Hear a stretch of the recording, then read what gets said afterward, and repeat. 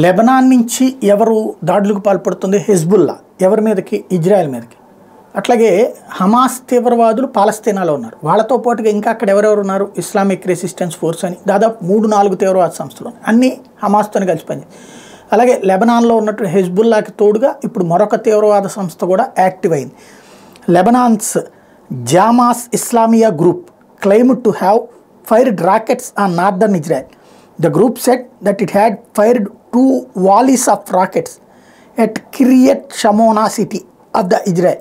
The attack comes amid ongoing clashes between Israel and Hezbollah on the Lebanon border. Hezbollah launched a fresh assault on Israel today to avenge Hamas.